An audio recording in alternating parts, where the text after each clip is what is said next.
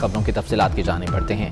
اسلام آباد میں لگی منڈی میں لوگوں کو خریدنے کے لیے 25 کروڑ کی آفر کی جا رہی ہے۔ MNA صالح محمد کے ضمیر کو خریدنے کے لیے 20 سے 25 کروڑ روپے رکھے گئے۔ وزیر اعظم کا مانسہرہ میں جلسے سے خطاب، کہا ووٹ لینے کے لیے مذہب کو استعمال نہیں کرتا۔ ان کا مزید کہنا تھا کہ عدم اعتماد کا مقصد کرپشن کیسز کو ختم کرنا ہے۔ کرپشن کیسز ختم کرنا ملک سے غداری ہوگی۔ یہ 3 چوہے مل کر میرا شکار کرنے آ رہے ہیں، ان چوہوں کو مل کر ہم شکست دیں گے۔ یہ جو اسلام آباد میں منڈی لگی ہوئی ہے، اس میں لوگوں کے ضمیر کو خریدنے کے لیے، ابھی جو صالح محمد نے بات کی، اس کے ضمیر کو خریدنے کے لیے 20 یا 25 کروڑ روپے اس کے سامنے رکھے گئے۔ میں کبھی نہ ووٹ لینے کے لیے ان کا نام لیتا ہوں، نہ کسی طرح لوگوں کو اپنی طرف کھینچنے کے لیے ان کے نام لیتا ہوں۔ آپ دیکھیں گے کہ دنیا میں یہ ملک اٹھتا کیسے ہے، کیسے ہر پاسپورٹ کی دنیا میں عزت ہوتی ہے۔ یا 3 چوہے یہ جو مل کے جو یہ شکار کرنے میرا آ رہے ہیں چوہے، انشاءاللہ ان چوہوں کو شکست اس لیے ہم دیں گے کیونکہ یہ چاہتے ہیں کیا؟ یہ ایک چیز چاہتے ہیں کہ کسی طرح عمران ان کے کرپشن کے کیسز ختم کر دے۔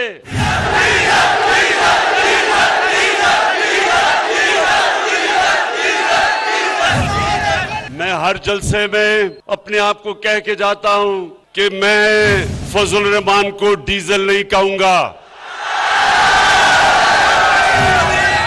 لیکن کروں کیا؟ میں جب کھڑا ہوتا ہوں تقریر کرنے کے لیے تو سارے پنڈال سے ڈیزل کی آوازیں آنی شروع ہو جاتی ہیں۔ تمہارا پتہ کٹ چکا ہے، تمہارے پاس ایک ہی ٹرمپ کارڈ ہے، سیاست سے دستبرداری، استعفیٰ دو اور گھر جاؤ، مریم نواز کا وزیر اعظم کو پیغام۔ کہا عمران خان ایک دن کر کے وقت لے رہے ہیں، عمران خان کو استعفیٰ نہیں، اب سیدھے گھر جانا ہوگا۔ حکومت میں رہنے کے باوجود عمران خان کو چھوڑ کر لوگ گئے۔ عمران خان آج ایڑیاں رگڑ رگڑ کر NRO مانگ رہے ہیں۔ اگر آج میاں صاحب کی کامیابی کا سہرا کسی کو جاتا ہے تو وہ پاکستان مسلم لیگ نون کا کارکن ہے۔ روز کہتا ہے کہ میرے پاس سیاسی پتے ہیں، میرے پاس بڑے پتے ہیں۔ میں یہ کہنا چاہتی ہوں کہ خزاں کی طرح تمہارے سارے پتے جھڑ چکے ہیں، تمہارا پتا کٹ چکا ہے۔ اب اگر تمہارے پاس ترپ کا ایک ہی پتا ہے جس کو کہتے ہیں ٹرمپ کارڈ، تمہارا ٹرمپ کارڈ یہ ہے کہ تم اب سیاست سے دستبردار ہو جاؤ، کیونکہ جتنی آپ کی بے عزتی ہو چکی، اب صرف استعفیٰ دینے سے بات نہیں بنتی، اب تمہیں گھر جانا پڑے گا انشاءاللہ۔ اب کتنے 2 درجن سے زائد تو ٹی وی پہ آ کر کہہ چکے، اس کے منہ پر کہہ چکے کہ ہم عمران کے ساتھ نہیں ہیں، تو اب سمجھ نہیں آتی کہ یہ پارٹی سے لوگوں کو نکالے گا یا اس کی پارٹی اس کو نکالے گی ملک سے۔ بڑی رونیت کے ساتھ یہ کہتا تھا میں نعرو نہیں دوں گا، آج ایڑیاں رگڑ رگڑ کر وہ ہر شخص سے نعروں کی بھیک مانگ رہا ہے۔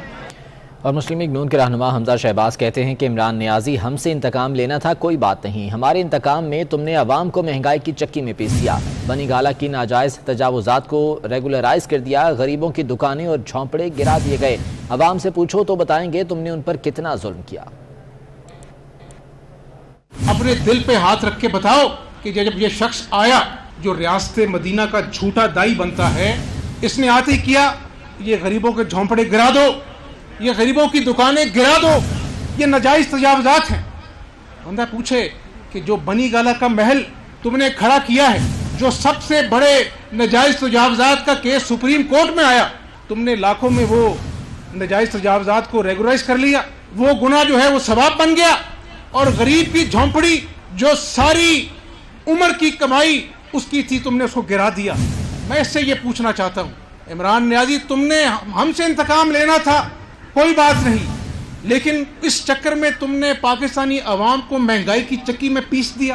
اس کو میں کہتا ہوں نیازی صاحب اترو بنی گالہ کے اونچائیوں سے، اپنی انا کے پہاڑ کو توڑ کر گلی محلوں میں عوام کا حال پوچھو تو لوگ تمہیں بتائیں گے کہ تم نے اللہ کی مخلوق کے ساتھ کتنا ظلم کیا۔ तहरीक अदम एतमाद का मामला पीर तक लटक गया। कौमी असम्बली का अहम तरीन इजलास 28 मार्च शाम 4 बजे तक मुलतवी कर दिया गया। वज़ीर आज़म के खिलाफ तहरीक अदम एतमाद समेत असम्बली इजलास 15 निकाती एजेंडे पर मुश्तमिल था। स्पीकर असद कैसर का कहना था कि मौजूद रुकन असम्बली ख्याल जमान के इंतकाल के बाद माजी की रिवायात को मद्देनजर रखते हुए इजलास मुलतवी किया जा रहा है। तहरीक अदम एतमाद पर आइन के मुताबिक कार्रवाई करेंगे। अपोजिशन ने इजलास मुलतवी करने पर एहतजाज किया। कोई मुअज़्ज़िज़ मेंबर वफात पा जाता है तो उसके एहतराम में उस दिन का एजेंडा जो है दूसरे दिन के लिए मौखर किया जाता है।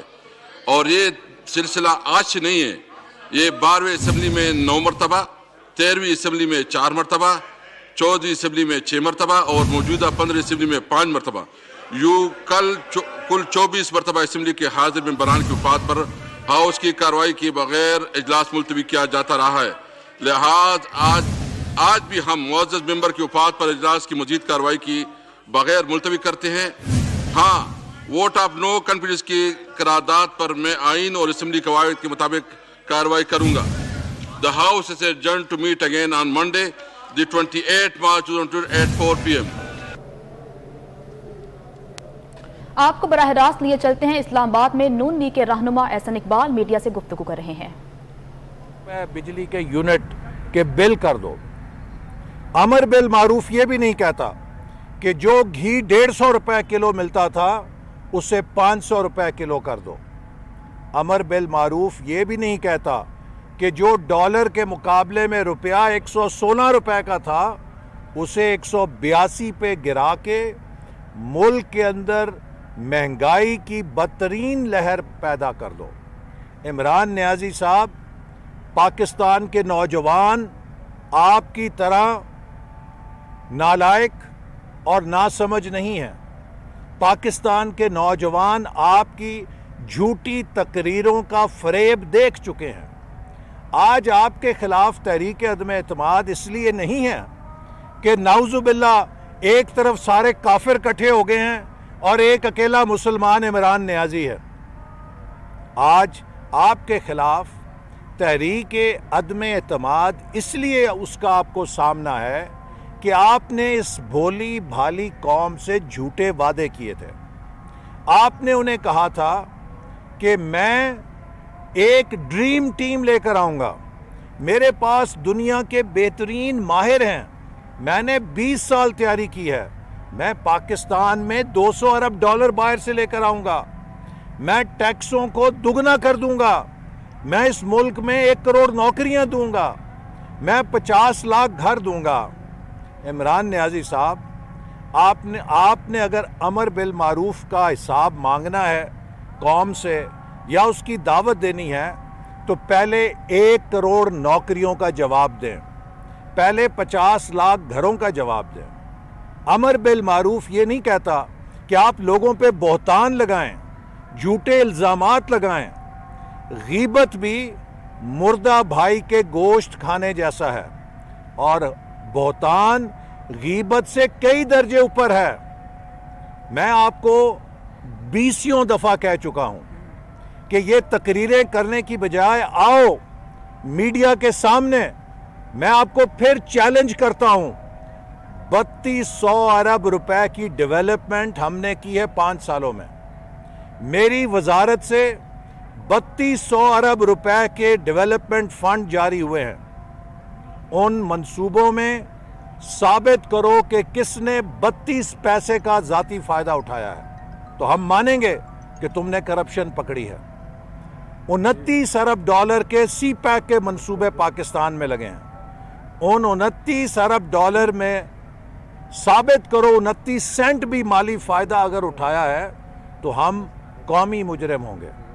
तुम्हारे नंबर 1 वजीर ने जो बहुत चढ़ चढ़ के बोलता है, 2 साल पहले मुझ पे 70 अरब कमीशन लेने का मुल्तान सखर मोटरवे पे इल्ज़ाम लगाया था। मैं 2 साल से इंतज़ार कर रहा हूं कि उसकी GIT किधर गई जिसने तहकीक करनी थी। सी पैक के उस मंसूबे के अंदर अगर 70 अरब रुपए का कमीशन चीन ने मुझे दिया है तो क्या चीन के सदर से आपने आज तक शिकायत की है? صرف جھوٹے الزام لگا کے آپ کردار کشی کرتے ہو. اور میں آپ کو عمران نیازی جتنے مرضی تم درس دے لو, تم نسیم اجازی کے ناول کے ہیرو بن جاؤ, لیکن جو جھوٹ تم نے بولا ہے, جو تم نے بہتان ہم پہ لگائے ہیں, جو ہماری کردار کشی کی ہے, جو ہم نے جیلوں کے اندر جھوٹے مقدمات میں راتیں کاٹی ہیں, ان ایک ایک رات کا اللہ تعالیٰ تم سے حساب لے گا. تمہیں ایک ایک منٹ کا حساب دینا پڑے گا.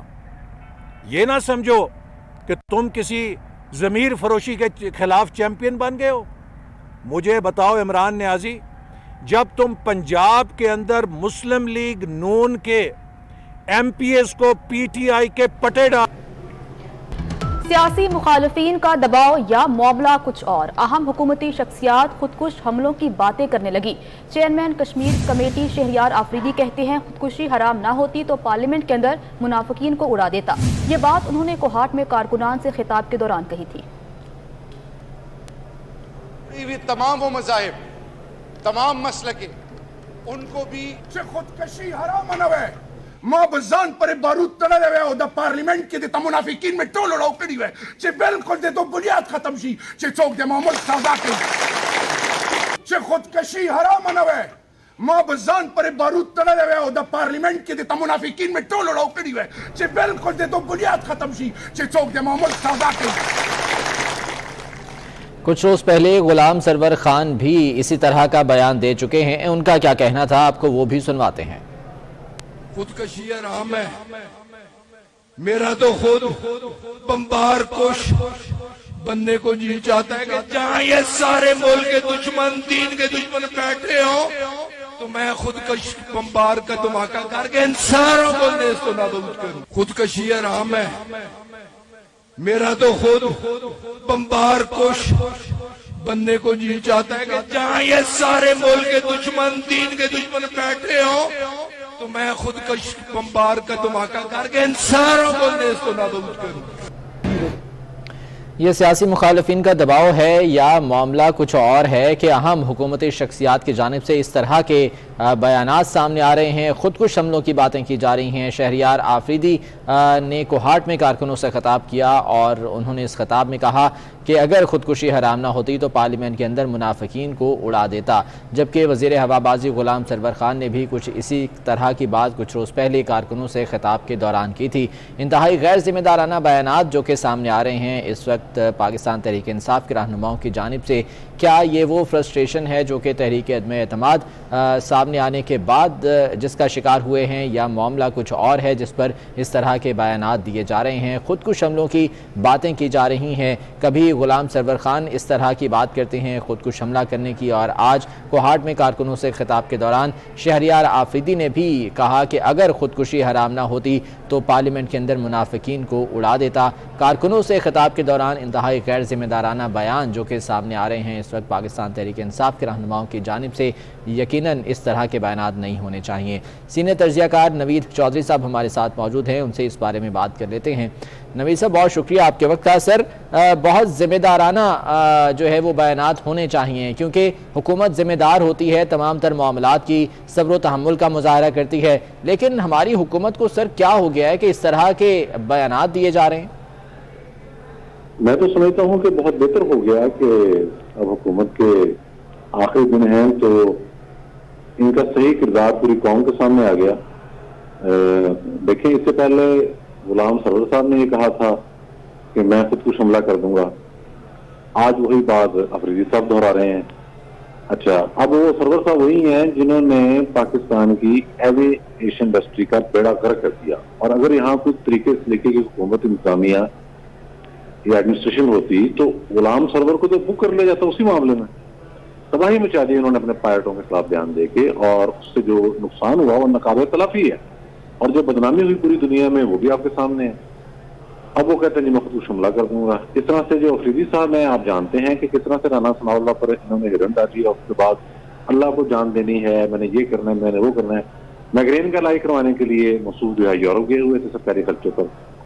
تو یہ سب جعل ساز ہیں ادنا درجے کے, اور وہ جو عمران خان صاحب بار بار کہتے ہیں کہ اسٹوجیز آگے ہیں, بنیادی بات یہ ہے کہ وہ اپنے ارد گرد اپنے دائیں بائیں اپنے اوپر نیچے دن رات مسخرے دیکھتے ہیں, اور یہ سارے مسخرے ہیں. یہ جو کچھ ہو رہا ہے یہ مسخرہ پن سے زیادہ نہیں ہے. ویسے تو یہ دھمکیاں ابتداء دہشت گردی قانون کے تحت اس پر کیس بنتا ہے, لیکن یہ چونکہ مسخرے ہیں تو لوگ اب ان کی جو تکلیف ہے اس کو دیکھ کے اس کو اور انداز میں لے رہے ہیں. ٹھیک ہے نوید صاحب, ہمارے ساتھ ہی رہیے گا. ہمیں جوائن کیا ہے سینئر تجزیہ کار اور اینکر پرسن ثنا بچہ صاحبہ نے. ثنا صاحبہ بتائیے گا, کیا عوامی نمائندوں کو اس طرح کے بیانات زیب دیتے ہیں؟ کیا اس طرح کے بیانات سے معاشرے میں انتشار نہیں پھیلے گا؟ دیکھیے شہریار آفریدی صاحب عرصے سے کہہ رہے ہیں کہ جان اللہ کو دے دی. مسئلہ یہ کہ جان اللہ نے دے دی, یہ بات ان کو سمجھ میں نہ پہلے آئی نہ اب آئی ہے. یہ جو بات کرتے ہیں کہ کالر پہ میں ظاہر ہے کہ شروع سے ہی بتا رہا ہے ڈرون اسٹرائک پر ان کی اتنی لمبی لمبی تقریریں ہوتی تھی, حالانکہ ڈرون اسٹرائک جب ہوتی تھی اور جن کو وہ ٹارگیٹ کرتی تھی ان سے پہلے آتے نہیں تھے. تو یہ تمام تر چیزیں میں پہلے بھی کہتی تھی, خان صاحب کے طالبانہ انویشن کی طرف لے کے جا رہے ہیں اس قوم کو, اور شکر ہے انہوں نے یہ کہہ دیا کہ خودکشی حرام ہے, ورنہ تو ہمارے طالبان تو سمجھتے ہیں کہ خودکش حملہ کرنا تو بڑا ثواب کا کام ہے, اس میں بڑی آپ کو پورے ملتی ہے. تو میرا یہ خیال ہے کہ یہ بڑا کیئرلیس قسم کی مسٹیک کر رہے ہیں, اور یہ کیئرلیس مسٹیک ہمارے آگے آئیں گی اور یہ نسلوں کے لیے ایک سبق بن جائے گا. مجھے یہ سمجھ نہیں آتی کہ چلیں وہ تو کرپشن کو بچانے کے لیے حکومت چاہتے ہیں, آپ نے جو زندگی اور موت کا حصہ بنا دیا حکومت کو کہ میں جان دے دوں گا لیکن یہ نہیں کروں گا, حکومت نہیں چھوڑوں گا. بھائی کیوں, آپ کو کیا پرابلم ہے؟ آپ حکومت سے کیوں سمجھ رہے ہیں؟ آپ چھوڑ دیں. اگر آپ نے عوام کے لیے کچھ کرنا ہے تو آپ کو اپنی انڈیویجول کیپیسٹی کو کرتے رہتے ہیں. اگر آپ کو عوام نہیں چاہتے, آپ سمجھتے ہیں عوام میں آپ مقبول ہیں, تو آپ عوام کے بیچ میں جا کے کام کریں. نکلیں آپ پارلیمنٹ سے اور آپ جائیں عوام کے بیچ میں, ان کے لیے کام بھی کریں, ان کی مدد بھی کریں اور ان کی مدد کو آئیں بھی.